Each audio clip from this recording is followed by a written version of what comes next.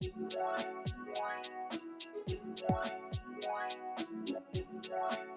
here with Cody and my favorite chips. These are amazing. Lentil chips. So good. You like my big huge scarf? The real reason I'm wearing it is because if I'm eating and happen to drop stuff all over it, I can get to it before he gets to it.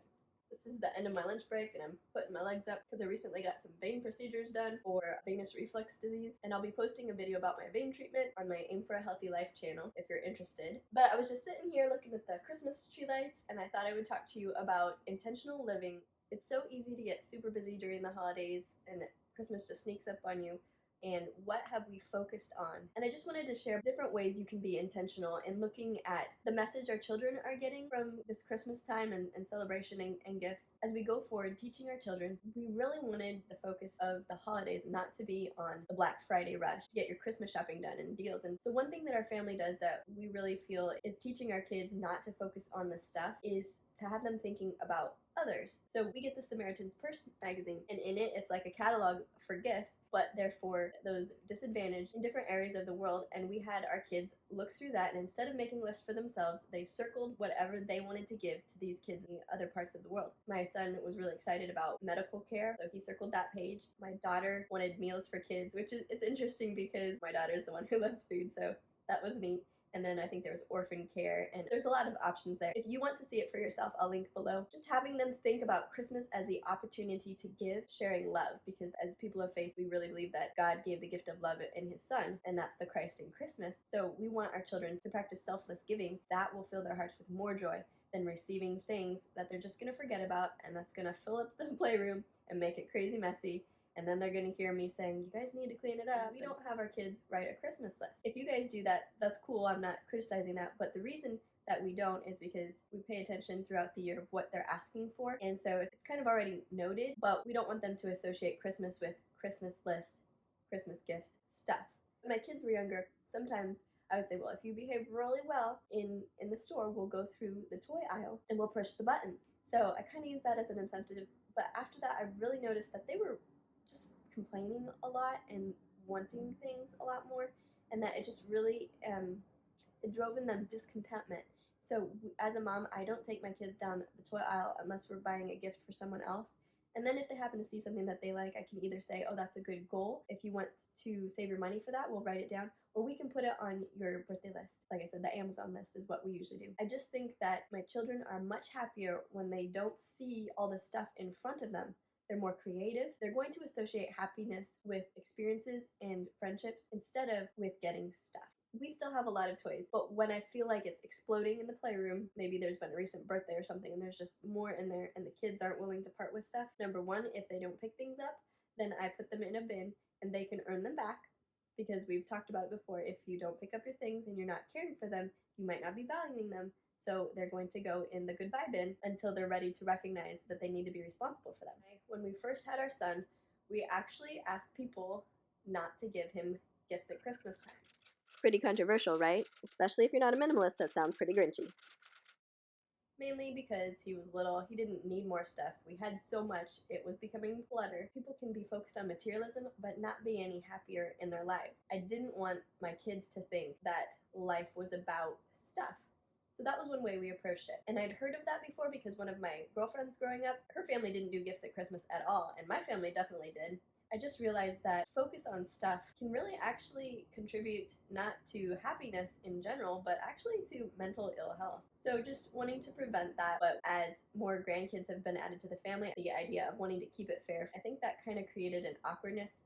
People living far away, maybe really wanting to send gifts, that kind of played into where that idea just kind of went by the wayside. And so we kind of had to adjust our expectations, understanding how the other family members take it. And that's where making a list on Amazon can be helpful to share in a link if somebody does ask. And this applies to birthdays as well. When our kids would say they wanted something, if a family member or anyone said, well, what can I get for your child that they would really want, and it wouldn't just become clutter, that's an easy way to say these are things that we're really interested in. When a kid does receive something that they're not interested in, that they don't like, if you're a parent, you know, since they learn how to talk, you really have to coach them on what's proper to say.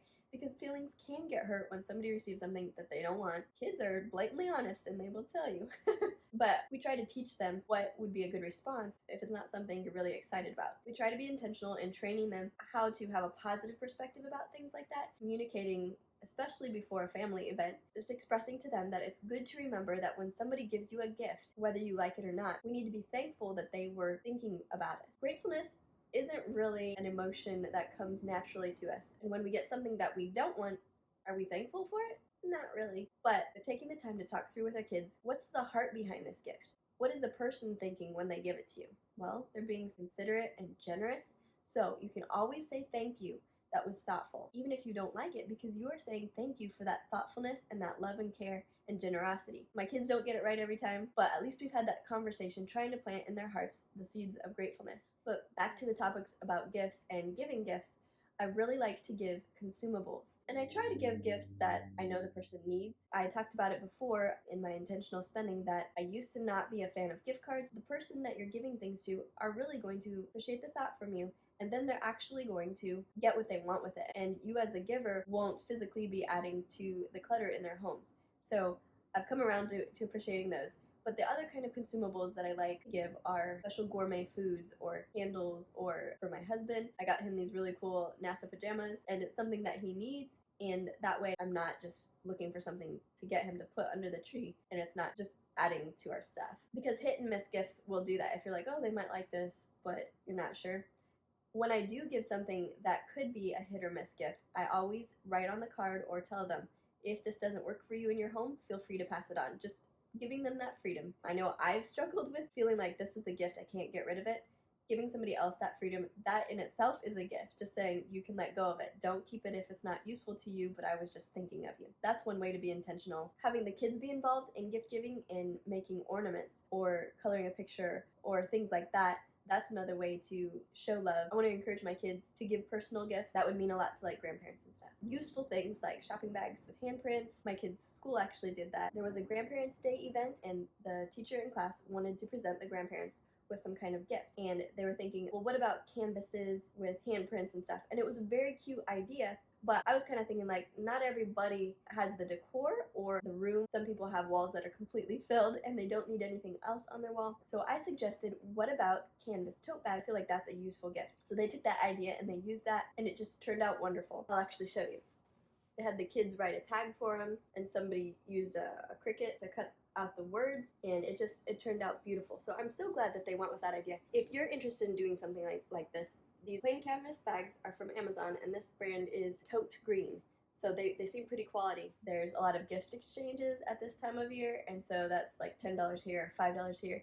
And the kids are bringing home different gifts that, because it's new to them, they open it and it adds to the stuff around the house. So when I as a mom have to go shopping for a gift like that, I try to think of it more as experiences. So this last time I bought a wooden birdhouse for $5 or so at Tuesday Morning, which is a discount place that the kids paint and they hang it up outside. It's kind of funny because my son ended up bringing that same thing home. They did like a pass the gift exchange for, and I'm so glad that I thought about the end recipient, even though it ended up being us, because I thought this is something that a child can be proud of, they can be creative with, and they can go hang it up outside afterwards, and it's not adding to the clutter in their home. I just felt like a parent would appreciate that.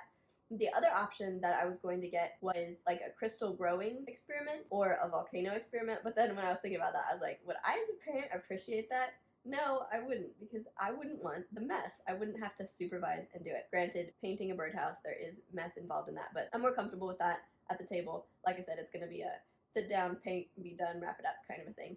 Whereas the crystal growing one would be sitting there a while. I guess my point in bringing all this up is just be thinking about how things affect your family, how things affect whoever you gift them to. So anyways, that was just kind of a ramble about how I'm trying to think intentionally about stuff, especially during the holidays, and minimalism as a parent, and how do I try to be a little bit more intentional with gift giving and not adding to others' clutter. And I want to be clear that I don't have it all figured out. The effort in trying to parent intentionally is definitely worth it as we try to instill values in our kids, to talk about what matters to us at Christmas time. As parents, we're definitely shaping these little people. We want to be intentional about creating kids with character and values that are going to enrich the world and not just be consumers. And I'm always hoping with these videos that something in it will make you smile or add value to your life. So if that happened today, please be sure to give this video a thumbs up. Maybe comment below and let me know what it was. It's so encouraging to content creators when you interact with us, and it actually does help small channels to grow. So if you do that for me, I would be so grateful. And click the notification bell if you want to know when the next video is up, and I'll be talking more about intentional creative living.